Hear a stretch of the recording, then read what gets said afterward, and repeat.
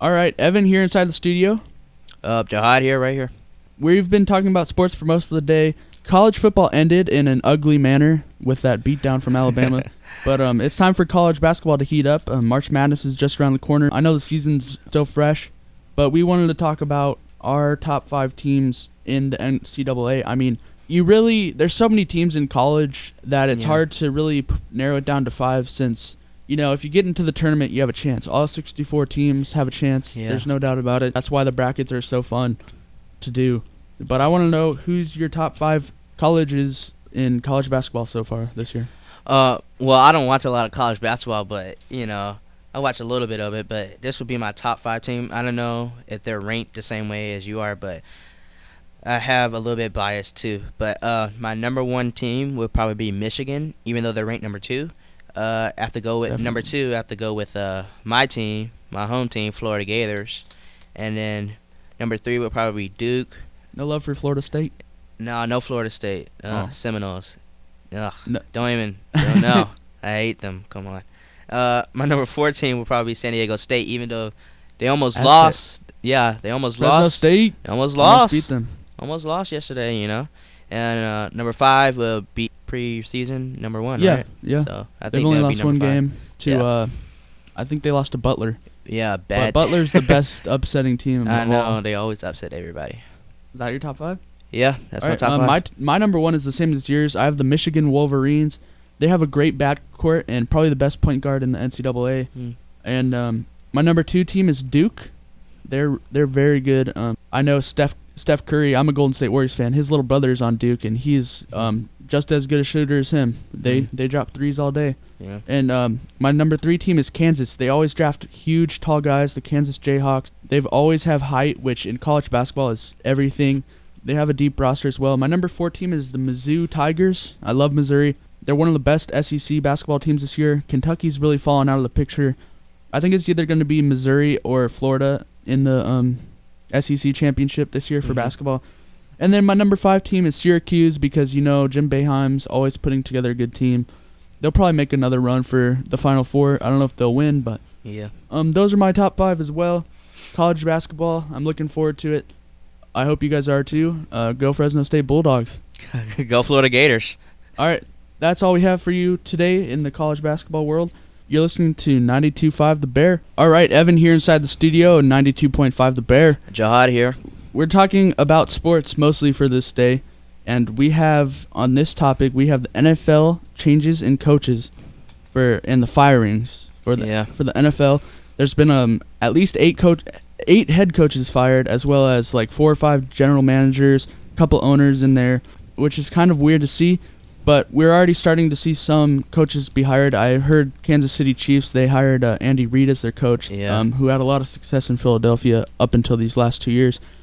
Going down some of the teams that fired their coaches, just so you guys know, the Cleveland Browns fired Pat Shurmur, and the Jacksonville Jaguars fired Mike Mularkey. The San Diego Chargers fired Norv Turner, and the Chicago Bears fired Lovie Smith, which I think is uncalled for. They went 10-6. They barely missed the playoffs.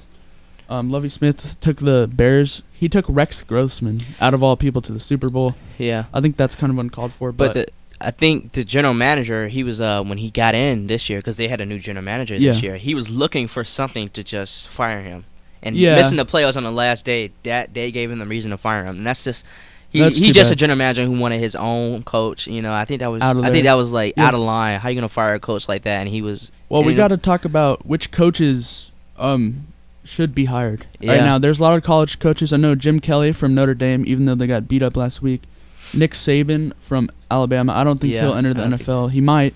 And then, of course, Lovie Smith, I think, is the best coach in the free agent market right now. Of course, Bill Cowher's talking about coming back. Yeah, and they didn't say when he might return, but they say he wants to coach again. Yeah, he wants to coach again. Which is weird because I'm a Steelers fan and we miss him a lot, but I love Mike Tomlin. Bill Cowher's a great coach. Yeah, but he was gonna go to the Miami Dolphins when they drafted Tannehill. Well, the job he really wants, from what I hear, is the New York Giants. But their coach there is already really good. But you know how Tom Coughlin, they always, New York Giants fans always like, oh, fire him, and then when they win the Super Bowl, it's like, oh, keep him. Yeah, you can't really on that one.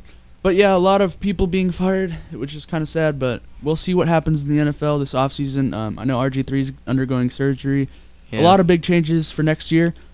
Stay tuned for more NFL updates. I'm Evan. And this is Jihad. And you're listening to 92.5 The Bear. I'm Evan, and this is Jihad here in the studio. We're talking about the NBA now. There's the trade deadlines coming up, as well as the All-Star game in Houston. That should be a lot of fun. There's a lot of surprising players and teams so far this season. The Lakers haven't been living up to par, while my Golden State Warriors are really putting in work. So we'll see what happens here in this NBA season. But who do you think is the top 5 teams right now? Top 5 teams easily, okay. It's top 5 easily, okay. Clippers are number 1 because they're 28-8. They won at 1.17 straight. Yeah. You know? And they won yesterday, I believe, and they won 11 straight home games so far. So, yeah, that would be my number 1 team. Number 2 team, my home team, Miami Heat. Even though they're doing their defense is not doing that good, but their rebound is not that good either. But they're hanging in there. The Thunder, number 3, because they got Kevin Durant, Russell Westbrook. You know, they got those guys. Spurs, old Spurs. You know, I don't know how they do it, but they do it with those old players. You know. And number 5 would be the Golden State Warriors. You know, Evan here, he told me that they were going to do good this year, and I was like, yeah, I don't think so. He's proving me wrong right now, so, yep. Yeah. Yeah, they're definitely playing up to their potential, and once Andrew Bogut's back, they'll be even better. It's kind of weird seeing the Lakers struggle and the Warriors do good for once. It's really nice. I predicted that, but yeah. I'm surprised that I was right as well. Yeah. And my top 5 is my number 1's also from the Pacific Division, the Los Angeles Clippers. Clippers have great depth. Their bench is really, really good. Bron Butler nails threes. Jamal Crawford was a great offseason pickup. And, of course, Chris Paul, Blake Griffin, you know, they put on a show. And then my number 2 is the Oklahoma City Thunder. They're a really good team, even without James Harden. I don't know why they made that trade, but Kevin Martin's not bad. Yeah. I think the Thunder are really good. And my number 3 is the Miami Heat as well. Definitely going to put on another huge run to the NFL or NBA championship. I think they'll do a lot of work this year. And number 4, I have also San Antonio Spurs.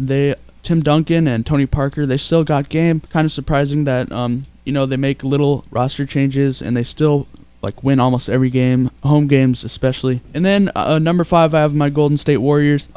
Definitely one of the most surprising teams with a lot of depth. They have a really good young team.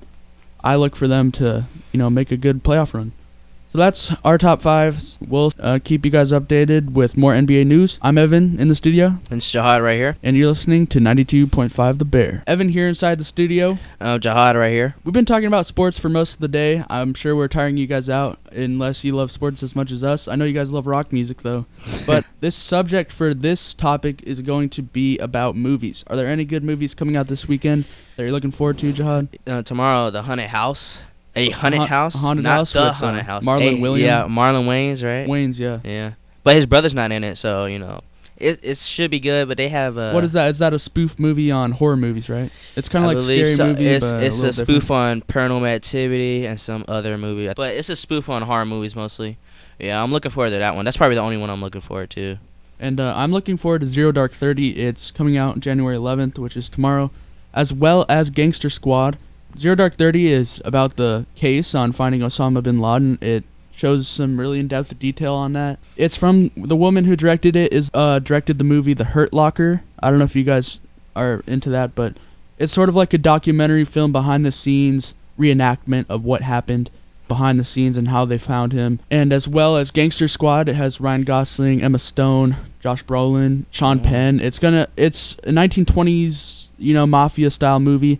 Like The Godfather. It's supposed to be the best mafia movie of the decade. The last decade, yeah. Yeah, I mean there haven't been many good mafia movies in the last couple years, but I'm looking forward to this one. I'll see if it's any good or not, but I'm probably gonna go see it. Yeah. As well as Zero Dark 30. I don't know if I'll see Haunted House. I think that's more of a Redbox kind of thing. Yeah. But we'll see what happens. Yeah. We'll look at critic ratings and stuff. Definitely hit up Merced Mall Theater or Main Place down here, downtown. Get your tickets to go see those if you're interested. That's all we have for you today. I'm Evan. I'm Jihad. And have a good day. You're listening to 92.5 The Bear.